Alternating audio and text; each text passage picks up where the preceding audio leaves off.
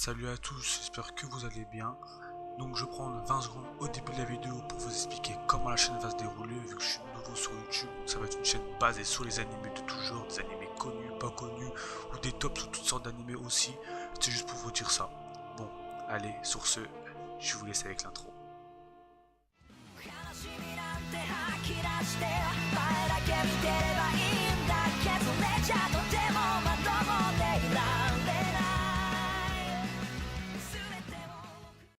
Bon, et dans cette vidéo, je vais vous présenter les personnages qui ont le plus de flow.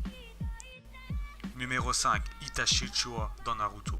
Vous allez me dire, Itachi a tué son clan. Ouais, mais Itachi est un ninja extrêmement doué, et ça depuis son plus jeune âge. Il était un peu le Mbappé dans Naruto. Alors vous allez me dire, Naruto, il y a plein de personnages stylés. Obito, Madara, Sasuke.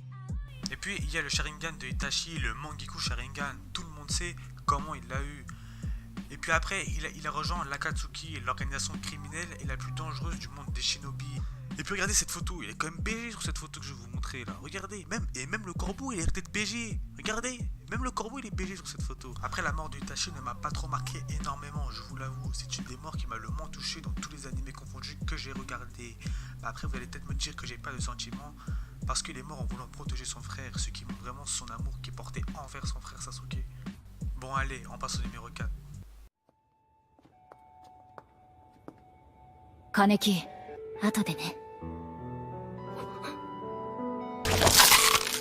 きついな、トウカちゃん。後でなんて。Numéro 4, Kishu Arima dans Tokyo Ghoul. Avouez, vous avez cru que c'est Kaneki Ken. Eh ben non, Kaneki Ken s'est fait à chaque fois exploser par Arima à chaque combat qu'ils ont fait. La première fois, Arima lui a complètement crevé les yeux. Et puis pendant le deuxième combat entre Kaneki et Arima, où Kaneki est en mode faucheuse noire ou Black Reaper, Kaneki se fait littéralement couper les mains par Arima. Ce qui prouve vraiment la supériorité d'Arima envers Kaneki Ken. Dans le combat, Arima dit qu'il aurait pu tuer Kaneki Ken 645 fois. Puis après, dans l'anime et dans le manga, on nous dit que Arima n'a perdu aucun combat. Arima fut embauché à 15 ans par le directeur du CCJ. Il débuta sa carrière seul. Il fut muté à plusieurs arrondissements où il combattit les ghouls avec sa gang Yukimura. La légende d'Arima commença à partir de ses 19 ans où il réussit à blesser la chouette, la ghoul la plus puissante. Bon, assez parlé de Arima, on passe au numéro 3.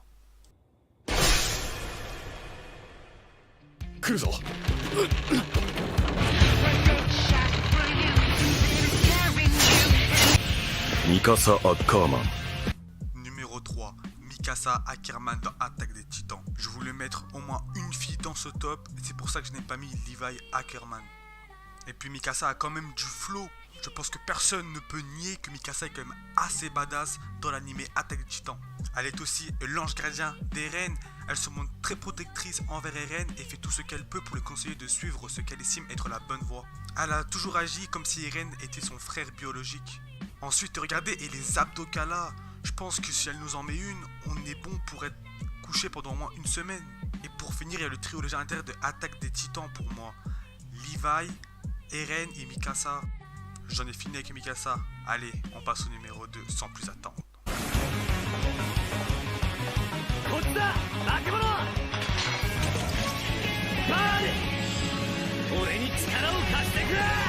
Numéro 2, Sinbad. Dans Sinbad. Sinbad est un animé que j'ai vu il y a pas longtemps et je le conseille parce que cet animé est vraiment très bien. Et dès que j'ai aperçu le personnage principal, qui est donc Sinbad, j'ai trouvé qu'il avait vraiment quelque chose, qu'il avait vraiment du flow ce mec. Sinbad est montré comme quelqu'un de très souriant et très enjoué. Il a la réputation de séduire toutes les belles jeunes filles qui passent, et ce depuis sa jeunesse. Sinbad est le roi de Sindria, il est un tombeur de donjons, ayant capturé 7 donjons. Puis il y a l'équipage de Sinbad, composé de ses 8 généraux, qu'il a rencontrés au fur et à mesure de son aventure. Il a aussi plusieurs transformations qu'il a obtenues en conquérant plusieurs donjons. De plus, il a des transformations de ouf et un équipage qui cartonne, mais il a aussi une force extraordinaire.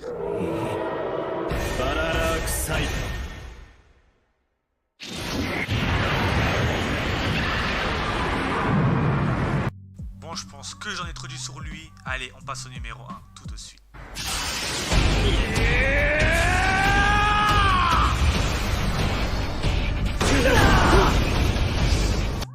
Numéro 1, Ryota Kisei. c'est dans Kuroko no Basket. J'étais obligé de le mettre. Ce mec, c'est le flow incarné, ce mec. En plus d'être extrêmement stylé, il a aussi des techniques de ouf. Il est capable de reproduire n'importe quelle technique qu'il a vue. Tout ça grâce à la copie parfaite. Mais il peut aussi reproduire les techniques de tous ses anciens coéquipiers. Par exemple, celle de lui.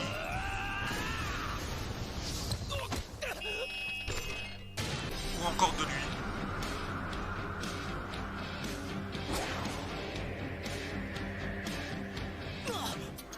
Et c'est pas fini.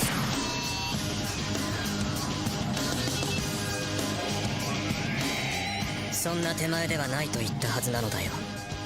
俺のシュートレンジはコート全てだ。 Et pour finir, le capitaine.